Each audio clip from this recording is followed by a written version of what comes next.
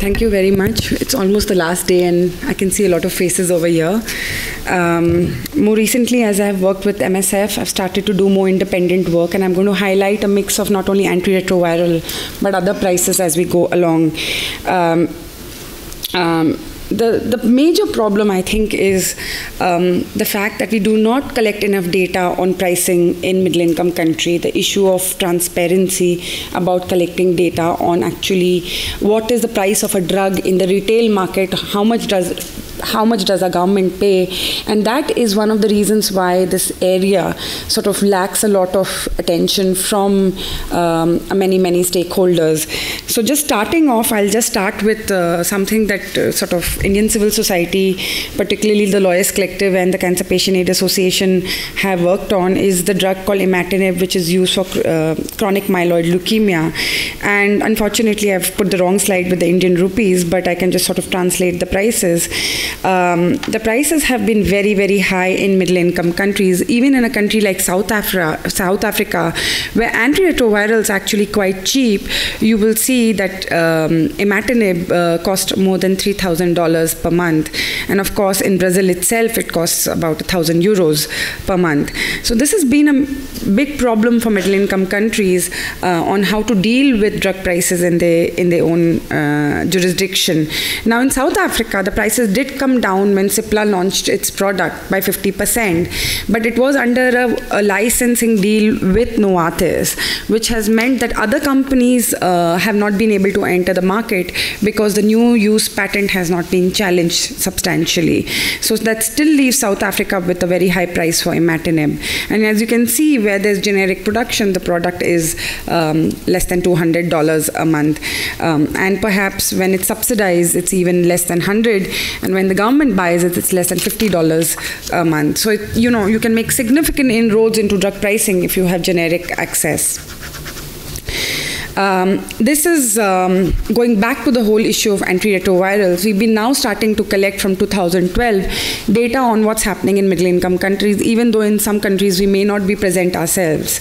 So MSF does do medical projects in a number of countries, but in a number of countries it does not.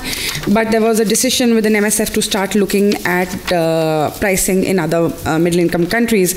So you can see Cuba pays for darunavir $7,000. You can see even in a place like West Bank and Gaza, you have the drug costs more than $5,000 per patient per year, and so on, And this is a very big problem. Everyone assumes that the Indian generics are there and they automatically reach the rest of the developing world. But in fact, that's not very true. And I'll come to why they actually don't significantly don't reach these very countries and what's the legal problem there. Again, I'm highlighting raltegravir, third-line treatment, and you can see raltegravir is about $9,935 in Russia. So this goes on and on and on, and I can give you numerous more examples, starting with our untangling this this year. But coming back, Malaysia, who's negotiating the TPP agreement, pays for lopinavir, ritonavir some of the highest prices in middle-income countries. So again, you can see that generics have not made it to Malaysia, and they continue to pry the Abbott price. And again, Malaysia pays some of the highest prices for second line. Coming down to this year, we found that Argentina pays a very high price for lopinavir, ritonavir, which has made the price cuts on lopinavir, ritonavir have been significant from the point of view of generic production. So it's $277 in India versus $2,570 for a single patient in Argentina. And of course, Mexico pays a very steep price as well. And if you look at raltegravir, which is one of the first integrase inhibitors, Argentina pays more than $8,000, Brazil pays more than $4,000, Peru pays more than $5,000, Thailand pays more than $4,000. How are these countries expected to roll out third-line treatment, and to how many patients is a significant question for these countries. So what are the issues that have led to such a deep crisis on antiretrovirals in developing countries? Of course, it's the problem with the classification itself that the World Bank has done of countries and so on, and everyone sort of automatically follows it in every area without really looking that a classification that was for economic purposes, for trade purposes, cannot just be applied to public health. These countries are deeply affected by the TRIPS regime. That means patents are rolling in. There's a lack of transparency on prices being paid by the government, so no one can challenge them. There's pressure not to use TRIPS flexibilities combined with a lack of political will. They are left out of geographical scope of voluntary licenses, deliberately so, and so India and South Africa tend to benefit while other middle-income countries are deliberately left out of these licenses that are signed between multinational companies and generic companies. There's a lack of negotiation power, and of course, drug prices are negotiated case by case. Very high prices, we see very high prices in middle-income countries, and there are barriers to benefiting from generic competition. This is what some of the outcomes of what we've been collecting in terms of data. As MSF, we feel that this is part of the big problem. Of course, countries could use TRIPS flexibilities. They could use, you do not have to put every drug under a compulsory license, but just issuing a couple in every alternate year really gives out a message to pharmaceutical companies that they do not give significant price cuts, or they do not allow the country to access generic versions. Then of course the compulsory license mechanism will be revived. But countries do not do that. So Brazil's been a long time since they issued a compulsory license.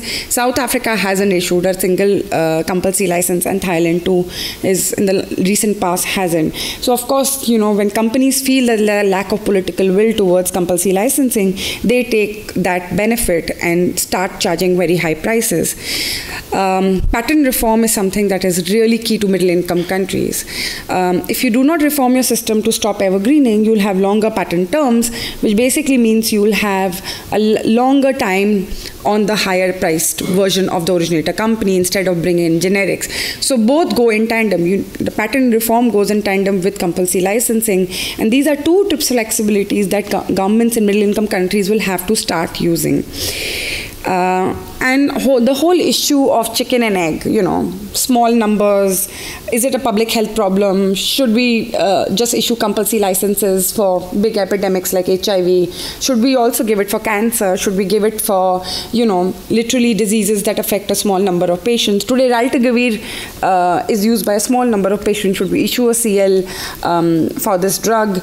How many patients does it really affect? Does trastuzumab for breast cancer, is it related to a big public health challenge?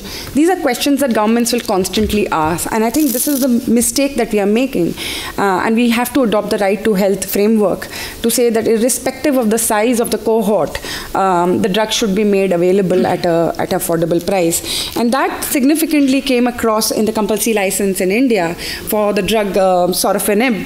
The patent controller basically said it doesn't really matter how many patients really get onto treatment, even if it's a small cohort, that's okay. The prices can come down with compulsory license, we should issue the license. And that was really something that was, I would say, one of the benefits of this compulsory license. It should be used as a precedent more widely than by other countries. On my last slide, I will say this problem is going to deepen for middle-income countries. India is in a very comfortable place. It can get any drug it wants at any given point by twisting the arm of multinational companies, knowing that generic companies sit in their backyard and threatening for compulsory licensing. Other countries are not in the same position.